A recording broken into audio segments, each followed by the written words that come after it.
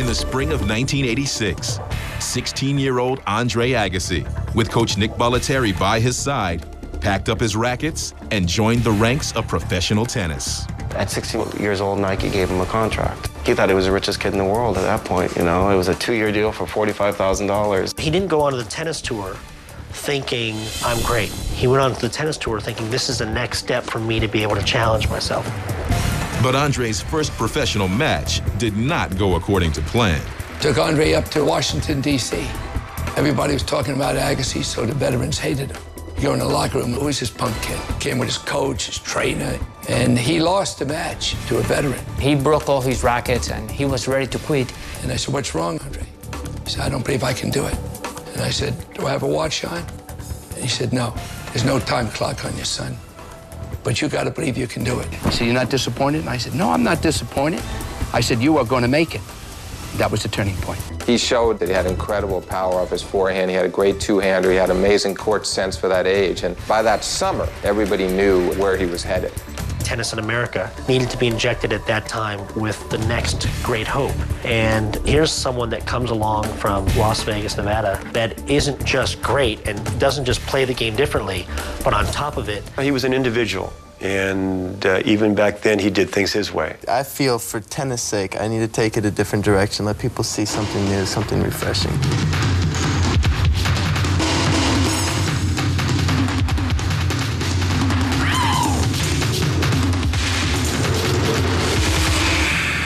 That ought to wake up the country club. While he was fast making adoring fans, Andre was also picking up enemies within the conservative world of tennis.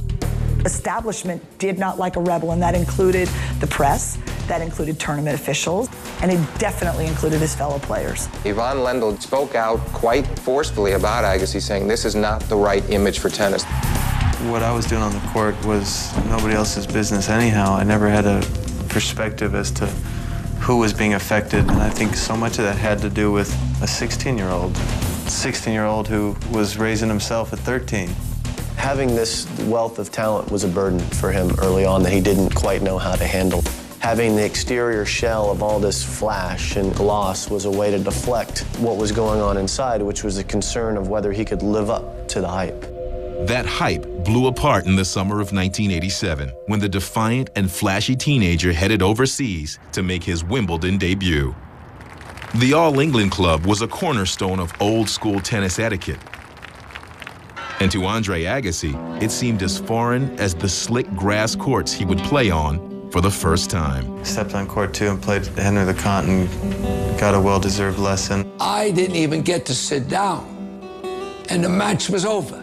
And he said to me, Nick, this grass, man, is for cows, man. I ain't coming back here anymore.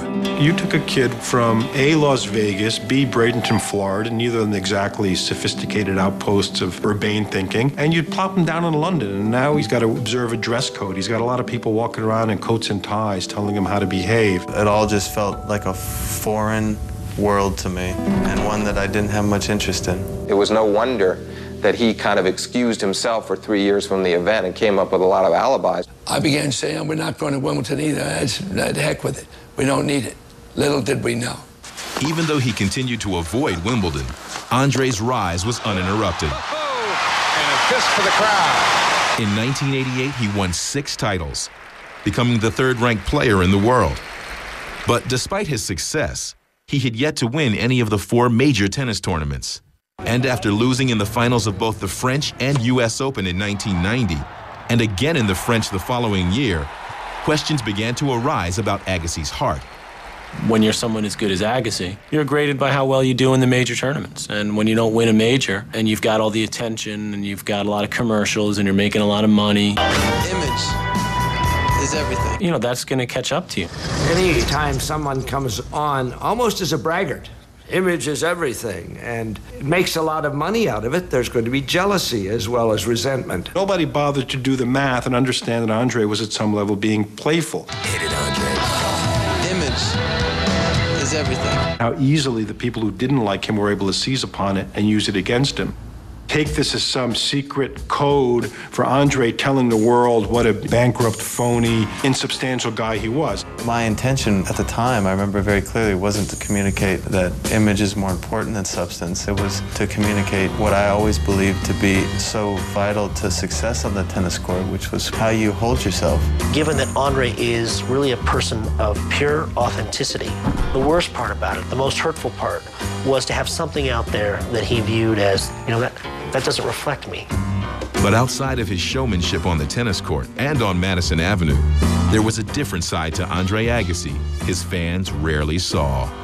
I set my priorities and my goals higher than just, say, being ranked the #1 player. I like to make an impact on kids' lives. And when you set that as your #1 goal, you can never really fully attain that, so it just keeps you striving. Andre and Perry, when they were 16, 17 years old, they would go down to Toys R Us, buy a carload of toys, and take them over to the hospital for the kids that have to be in the hospital on Christmas here in Las Vegas. And they did that for a long time.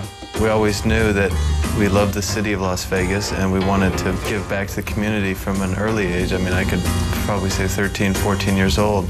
But no matter how much charitable work he did behind the scenes, Agassi had been branded by his choice of ad campaigns. And unfairly or not, it was a label that would stick with him for years. You can't try to put that toothpaste back in the tube. You have to just say at that point, I need to conduct myself accordingly.